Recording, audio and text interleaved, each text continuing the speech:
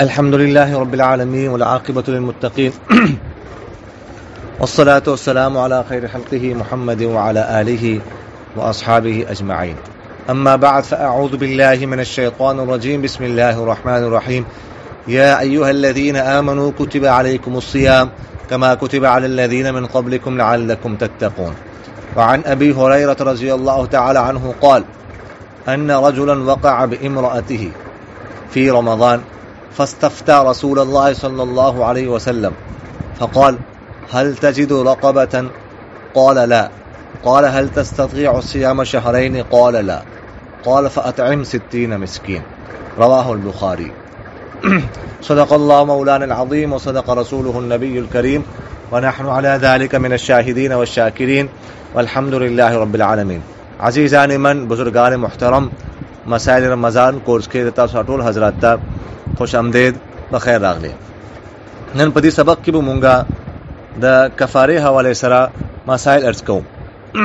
ان یو کس کچېره روزاونی سره روزې نه پس هغه امبستری کوي یا خوراک سکاک کوي، نو دې باندې بعض صورتونو کې کفاره راځي او بعض صورتونو کې کفاره نه راځي. کفاره مطلب دا ده غبو دی روز 61 روزې نسی 60 روزې به د کفاره په بدله سره او یو روزه به د دې قضایي کوي. نو کله انسان روزه ماته کی روزه په وخت کې، نو بعض صورتونو کې په دې باندې کفاره راځي او بعض صورتونو کې کفاره نه راځي. کوم صورتونو کې کفاره راځي کوم کې نه راځي، نو دې حواله سره موږ مسائل ارز کوو. مثلا ایک فقها لیکلي دي چې روزه کفاره د پر دا خبره ضروری ده چې کوم سره روزه ماته کی غم بالکل مکلف وي، یعنی هغه کې د روزه صحیح کېدل ولا ټول شرایط موجود وي. لہذا کچېری یو نابالغه الک روزه ونسی ماته کی همدغه کې پاگل کس روزه ونسی ماته کی، نو غمنه مطلب ده کفاره نشته او بلکې باندې قضا هم نشته. همدغه کفاره د پر دا هم ضروری دي چې 4 روزه ماته کړی ده د رمضان ولا ادا روزه وي. کچېری یو کس کوم د نفلی روزه نیولې و یا د منت او نظر روزه نیولې و یا همدغه د رمضان قضا روزه نیولې و او ماته کړه، نو دې باندې هم کفاره نشته. همدارنګه فقها لیکلي دي چې کفاره لپاره دام ضروری دي چې کوم سره روزه ونیسي نو دا صبح صادق په وخت کې، نه صبح صادق په وخت کې غیر د روزه نیت وکي. کچېره سحر صبح صادق په وخت کې د روزه نیت نه وو، هغه نه پست مطلب ده نصف شهر نصف النهار شرعي نه مخکې غنه پست نیت او نصف شهر نهار شرعي نه مخکې نیت وکړو، صبح صادق په وخت کې نیت نه وو، نو دې باندې هم کفاره نشته، قضا پېشته. همدارنګه کفاره د پر ادم ضروری دي چې دا کس کوم دا قصدن او عمدن جان بوجھ کر روزه ماته کی. کچېری یو کس مطلب د روزه ماته کا خو ته یاد نه و روزه، نو په دې باندې هم کفاره نشته، بلکې په دې باندې قضا هم نشته. یا همدارنګه غلطی سره یو شی مطلب د خلی کې تنه لاړو، نو دې سره روزه خو ماته شو، خو کفاره ور باندې نشته. یا همدارنګه یو کس کوم دا سحر ټیم کې پښمنه خړلو، هغه په ذهن کې دا و چې پښمنی وخت ختم نه دشتا ده، لیکن پښمنی وخت ختم شو، کنه پاس خوراک سکاک وکړو. یا همدارنګه افطاری ټایم لا شروع شوی نو، خو په ذهن کې دا خبره راغله چې راګوي کې افطاری ټایم شروع شوی دی، هغه روزه ماته کړه، نو دوی شرطونو کوم پیغمبر قضا شته لیکن کفاره نشته. همدارنګه فقها لیکلي دي چې نفسانی شهوت د پرم دا ضروری دي چې پورا طریقې سره ادا شي، یعنی یو سره امبستری وکي پورا طریقې سره. کچېره مطلب دا یو کس مخکې دا مسله ما ذکر کړی و چې امبستری خو نه کوي لیکن لاس نه کار اخلي، چې کوم ته مونږه مشزنی وایو، نه دې صورت کې په باندې قضا شته لیکن کفاره ور باندې نشته. همدارنګه کچېره مطلب دا یو کس خوراک سکاک وکړو، غدا پر ضروری دي چې دا خوراک سکاک کوم نه دي خله په لاره باندې کړی وي. همدارنګه کوم شی خړلې وي غا داسې شی وي چې غذا یا دوايي ته تور باندې استعماليږي او خلق غشینه لذت اخلي، غیر نفرت نه کوي. لہذا کچې یو کس کوم دا کنکری یا خانه کوم د خله کې واچولو، یا همدارنګه دوايي یا غذای کوم دا خله طرف نه بلکې ورسته طرف نه په خانه ولا کوم لیاره دا غ طرف نه مطلب ده واچول او غ جوف معتبر ته لاړه. یا همدارنګه چاته الټي راغلو مو بھر کې وډه کې خله باندې او بیغه پس هغه تیر کړو، نو دې شرطونو کې روزه خو ماته شو، لیکن هغه باندې صرف قضا لا کفاره نشته. همدارنګه کفاره لپاره دا هم ضروری ده چې انسان خپل خوشحالي رضامندي سره روزه ماته کړي. کچې یو کس باندې زبردستی وشوه، خپل اختیار نه او زبردستی لپاره دا فقها لیکلي دي چې چا باندې زبردستی وشوه چې روزه ماته کا روزه نه ماته نو تا به مونږ قتل کوو یا تا به مونږ مطلب ده تا ولا عذب کټ کوو یا تا ته مطلب ده غټه صدمه تکلیف درکوم. نو کله داسې صورت کې انسان مجبور شي روزه ماته کوي نو روزه خو ماته شي لیکن د بل کفاره نشته، صرف قضا ور باندې نشته. همدارنګه فقها لیکلي دي چې روزه ماته ونه د پر دام ضروری دي چې سړی حکم دا خپل دا روزه خپل فعل سره دا ماته کوي. کچېره خپل فعل نه وو بلکې مثلا یو کس ناسته باران شروع شو هغه خلی کې حکم دا باران ولا کتره لاړه، فقها دا مثال لیکل. نو دې صورت کې حکم دا هغه باندې کفاره واجب نه ده. همدارنګه فقها لیکلي دي چې کفاره لپاره دا هم ضروری دي چې کچېره کله غره جامتین او غته س عذر لاحق نه وي. لہذا کچېره یو سړی مطلب دا سفر کېو یا یو خزه حامله ده یا یو خزه حکم دا غا مشوم ته پي ورکه چودي ورکه یا یو کا حکم دا غا مطلب دا بیمار شو روزانی ولی بیمار شو. همدارنګه یو مجاهد حکم دا روزانی ولی و نو غنه بس حکم دا جنگ شروع شو. نو به داسې صورت کې حکم دا خزه حامل خزه حکم دا تکلیف شروع شو روزه ماته کیا مطلب دا پي ورکولې مشوم ته غدا پر روزه ماته کړه یا همدارنګه مطلب دا بیماری ډیره زیاته شو کس روزه ماته کړه یا مجاهد ته حکم دا میدان جنگ کې جهاد کې تکلیف شروع شو روزه ماته کا. نو دې صورتونو کې هم دی باندې مطلب دا کفارات حکم دا نشتا. همدارنګه کوي سر کس روزه ونی ولا بیمار خو نه ده لیکن انتهایی भूख या प्यास होता शुरू शो वगे शो ډیر زیات یا تګه شو ډیر زیات او روزه ماته کا روزه خو ماته شي قضا ور باندې شته لیکن کفاره په دی باندې نشته.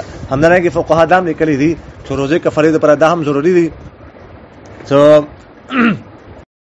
همدارنګه فقها دام لیکلي دي چې روزه کفاره لپاره دا هم ضروری دي چې دا کوم انسان روزه مته کوم فعل کې دي کې څه قسم ته شوبه نه وي شک پکې نه وي. لہذا کچریو کم مسافر سکم دا مسافر وو روزه ونی ولا غنا پس به قصدن سکم دا ما تکړه نو اوس په دې باندې سکم دا قضا خوشتا خو چونکه سفر شوبه موجوده ده دی واجبانه کفاره ور باندې نشته. همدارنګه یو کس ته احتلام وشو یا یو کس ته الټی راغلو خپل باندې او بیغه دا مطلب دی وګڼلو چې د مارو جماعت ده غنا پس خوراک کا کوکو نو دې صورت کې مغبنه قضا شته لیکن کفاره نشته ولې شوبه دلته کې موجوده ده. همدارنګه کچره خزه او سړی حکم دا خپل رضامندی سره هم بستری وکا خزه ته مړه نو په دې صورت کې دواړو باندې کفاره هم ده او باندې قضا هم ده. کچری یو خون خپل خزه سره زبردستی هم بستری وکا خزه رضامندی نه و ان دې صورت کې فقها لیکلي دي سره خون بره خو کفاره شته لیکن خزه باندې نشته. همدارنګه یو خزه حکم دا روزه ماته کړه سخراق کا کې وکړو څنګه په واجبانه کومه کفاره راتله لیکن مقام نه مخکې غته مطلب د حیض راغلو جمع وشو منسز یا مطلب د نفاس ورته راغلو بچي وشو نو داسې صورت کې په غوونه حکم د کفاره نشته. همدارنګه رمضان روزه ولکم کفاره د غاب زهار کفاره غونتی ده یا د کچا باندې کفاره راغله نو غب اول خدا د څنګه غلام آزاد کی کچېغه غلام غسر نه وي یا قدرت نه وي لکه نن سبا غلام نشتا نو به غا حکم دا 60 روزه مسلسل نسی کچې 60 روزه طاقت نه وي واقعي طاقت نه وي صرف دا خبره کون سره ما طاقت نشته د خور کس دا خبره کوي نو به 60 مسکینانو ته دوا وخت حکم دا روټي ور کوي. لہذا کچې یو کس مطلب دا روزه شروع کړي نو دا 60 روزه مسلسل نسی او درمیان کې به واد نغا وشو اتنا پرې خدلا نو دا اوس دیور تسلسل مات شو دا دوباره حکم دا به شروع نه 60 روزه نشي. مثلا چا 35 روزه نیولې وي به درمیان کې و نه غته نو شو دا 35 روزه حکم دا اوس کنسیډر کیږي نه دا بشماري کې نه دا به نه سره نه مطلب دا روزه شروع کوي.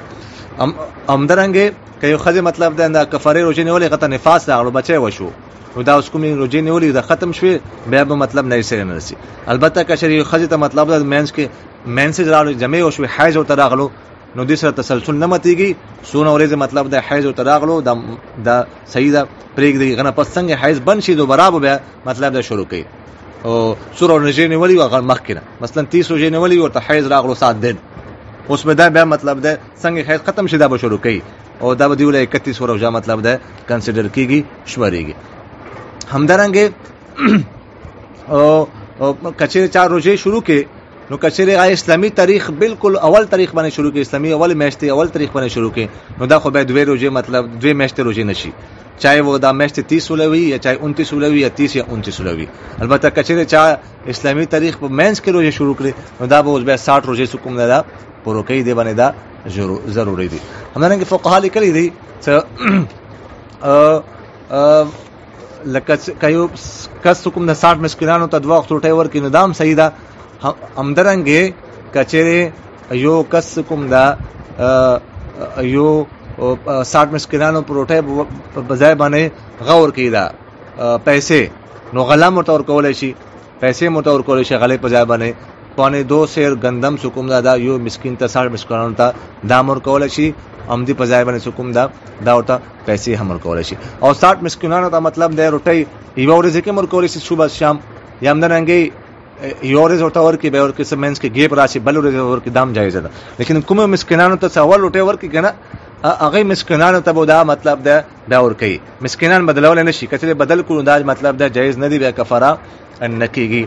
همدارنګه کا مطلب د پیسې ورکې نو بیا یو کس ته کوم دا اټول پیسې نشي ورکول که یو کس ته اټول پیسې ورکې کنه نو دی ولدا کفاره ونه شو بل به 60 مسکینانو ته ورکې کچې غواړي چې یو کس ته ورکې نو به زنا ورته ایوای ورځ ولا مطلب د ایوای ورځ ولا ورته ورکې یک مست کوم دا 60 دن ولا پیسې یو غریب ته کوم دا ورکې د نشي ورکوره. همدارنګه که یو غریب نه روټي خوري نو دام صحیح ده یو غریب نه کوم دا روټي وخوري 60 ورځې صبح شام دام ور باندې خورل شي دام ضروری ده. همدارنګه فقال کلی دي چې یو وخت باندې 120 کسانو ته روټي ورکړو دام صحیح نه ده د اسلام کفاره نه کیږي بلکې 2 وخت باندې 60 مسکینانو ته بیل کوم دا روټي ورکړي نو دا تاسو سره مطلب ده د روزه کفاره ولکم مسائل کوم صورتونو کې کفاره کیږي کوم کې نه کیږي بیان کو. الله تعالی د ماته تاسو ته په دې خبرو باندې عمل کوو توفیق نصیب کی. اقول قولي هذا استغفر الله لي ولكم ولسائر المسلمين فاستغفروه انه هو الغفور الرحيم.